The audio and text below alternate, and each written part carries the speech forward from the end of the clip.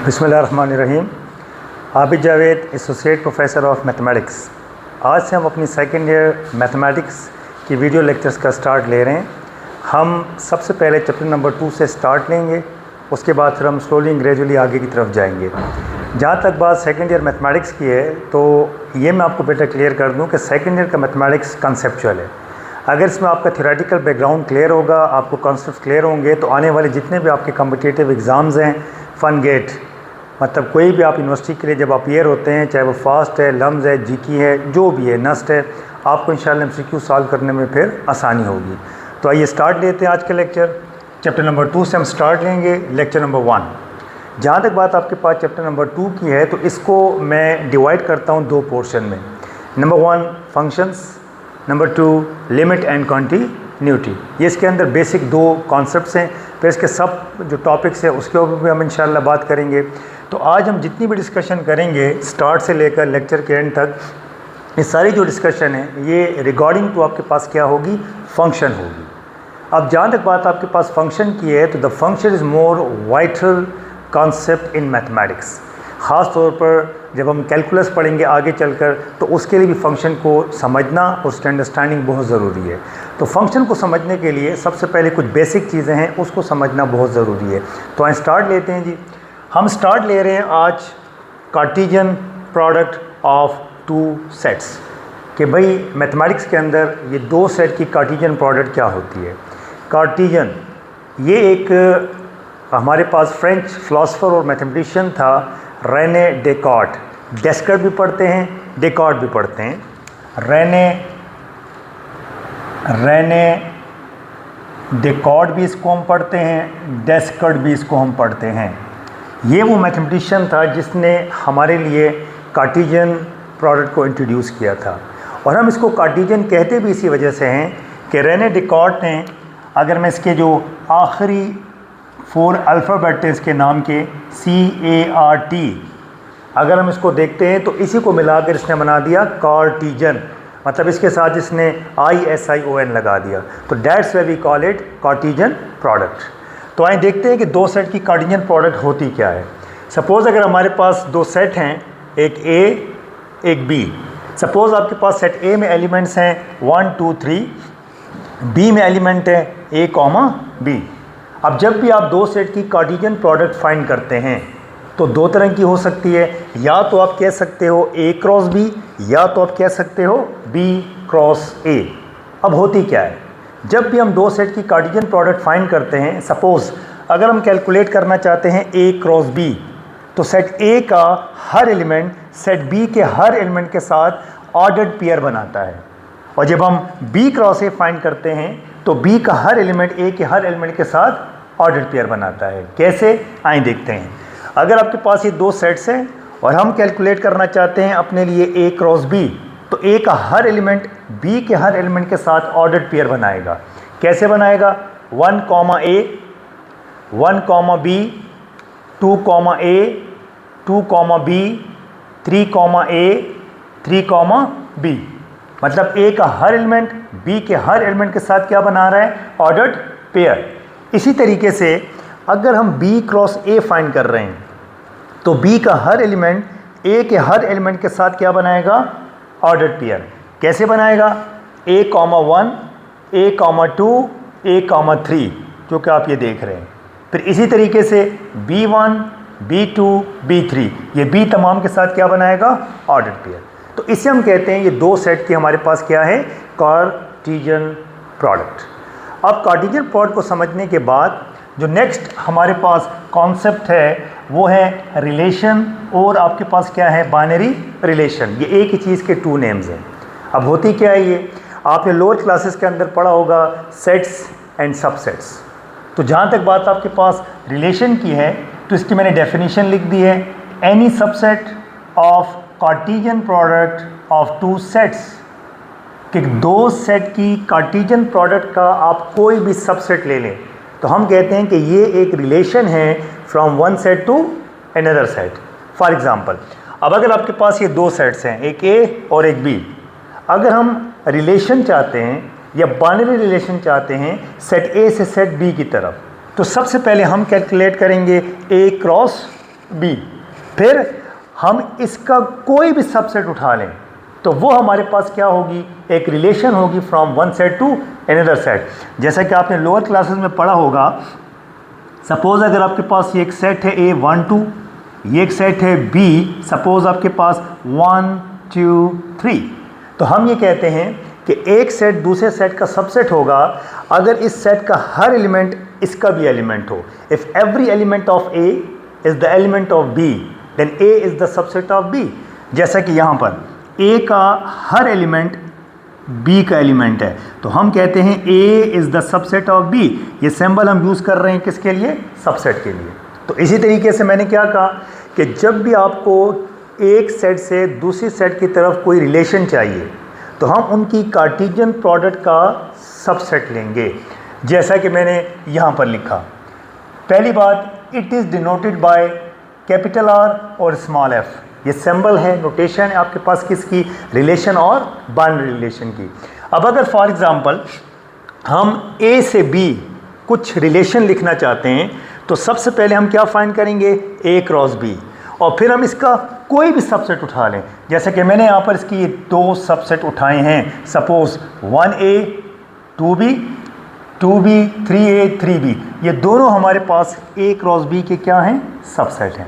लिहाजा ये दोनों हमारे पास रिलेशंस हैं सेट A से सेट B की तरफ। अब अगर हम B से A की तरफ अगर रिलेशन लिखना चाहते हैं तो हम क्या करेंगे, हम ये जो B क्रॉस A है इसका कोई सबसेट उठा लेंगे। सपोज़ अगर मैं इसका एक सबसेट उठाता हूँ, suppose R is equal to for example A1, just एक सिंगल एलिमेंट भी आप इसमें लिख सकते हो। तो अब ये इसका क्या है, सबसेट है, तो ये आपके पास एक रिलेशन है from set B to A।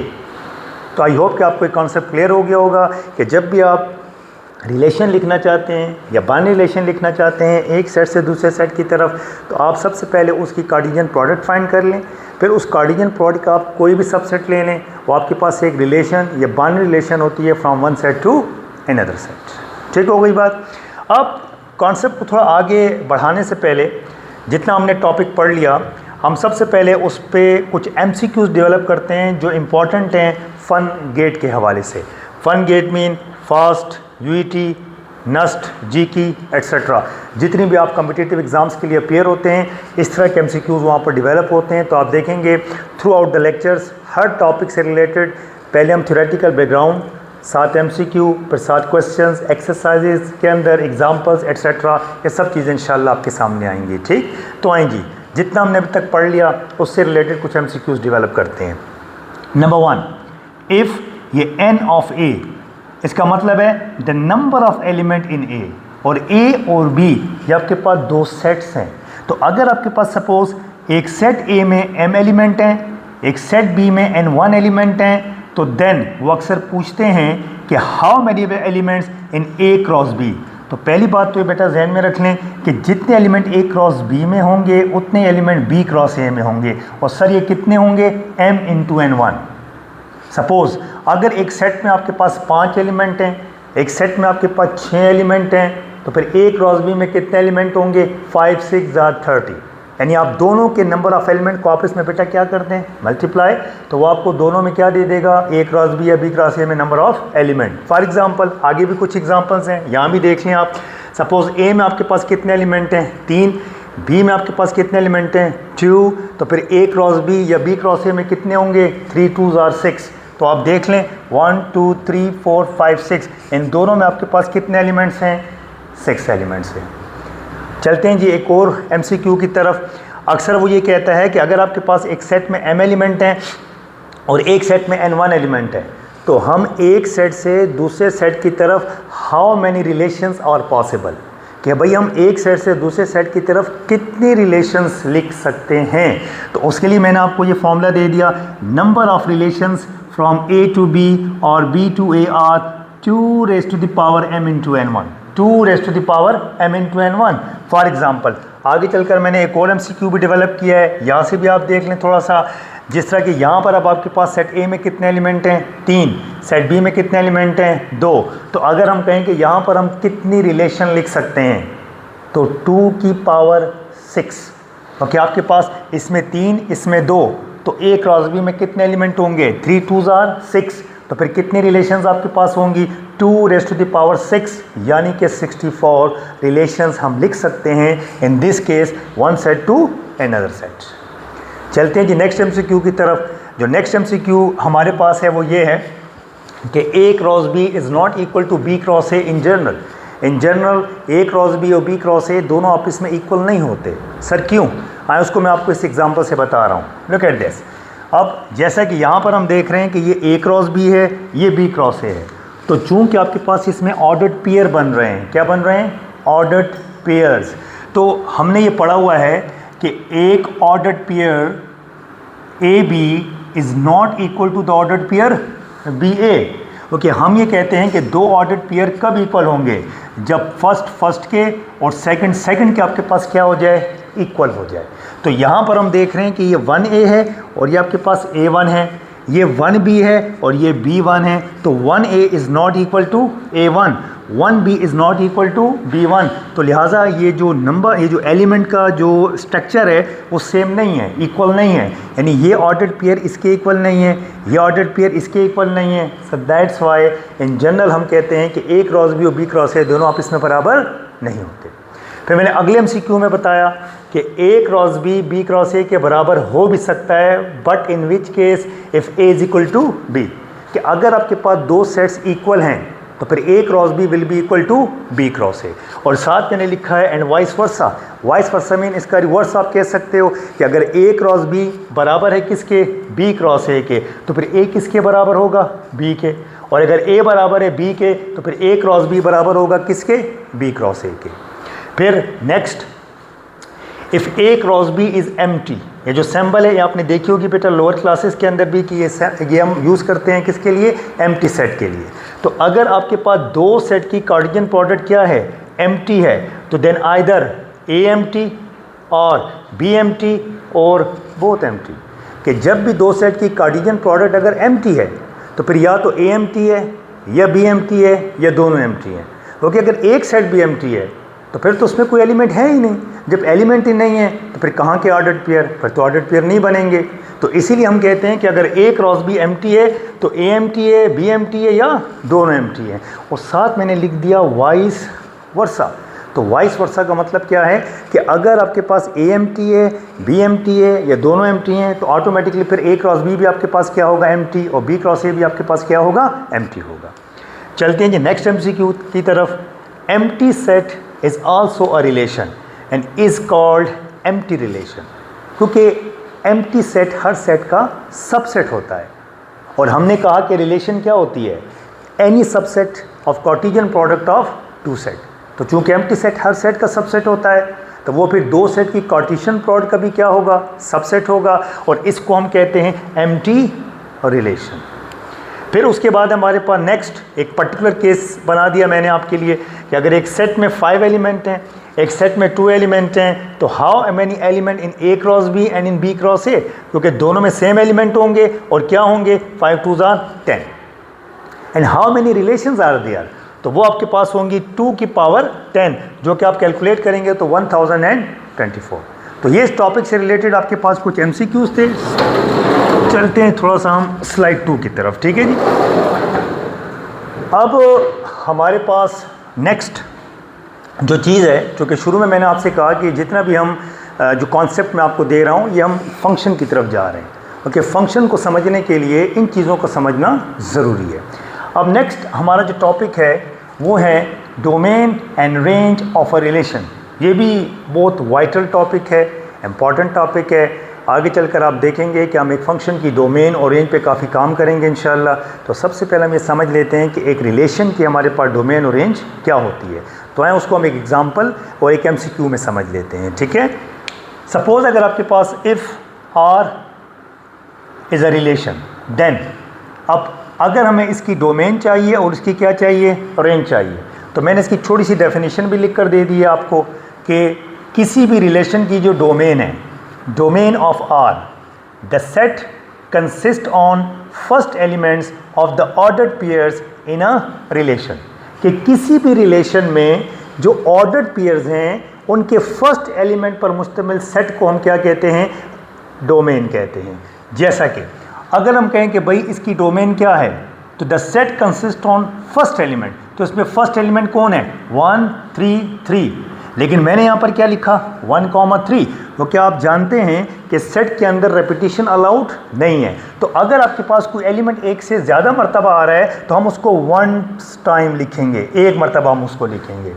तो आई होप कि डोमेन आपको समझ आ गई होगी कि जब भी आपको एक रिलेशन गिवन है, आप उसकी डोमेन कैलकुलेट करना चाह रहे हैं, तो उसमें मौजूद जो ऑर्डर्ड पेयर्स हैं उसमें जो फर्स्ट एलिमेंट हैं उस पर मुश्तमिल सेट को हम क्या कहेंगे, डोमेन कहेंगे। जैसा कि इस केस में हमारे पास इसकी जो डोमेन है वो क्या आ जाएगी 1 3। इसके बाद रेंज, तो रेंज मैंने लिखा the set consist on second elements of the ordered pair in a relation, कि किसी भी रिलेशन में जो ऑर्डर्ड पेयर्स हैं उसके जो सेकंड एलिमेंट है उस पर मुश्तमिल सेट को हम क्या कहते हैं, रेंज कहते हैं। जैसा कि अगर हम कहें जी इसकी रेंज क्या है, तो the set consist on second element, तो सेकंड एलिमेंट कौन है 2 4 5, तो यहाँ पर आप देखें 2 4 5, तो इसकी जो रेंज है वो आपके पास क्या है 2 4 5। तो आई होप कि आपको डोमेन और रेंज का कॉन्सेप्ट क्लियर हो गया होगा।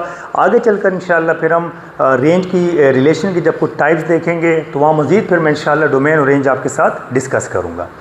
इसको समझने के बाद क्योंकि हमारा मेन टॉपिक, मेन टारगेट क्या है जी, वो फंक्शन है, तो सबसे पहले मैंने यहाँ पर एक नोट फॉर्म में एक स्टेटमेंट लिख कर दिया आपको कि ऑल द फंक्शंस और relations but all the relations are not necessarily functions, कि तमाम फंक्शंस तो रिलेशंस होते हैं लेकिन तमाम रिलेशन ज़रूरी नहीं कि वो आपके पास क्या हों, फंक्शंस हों।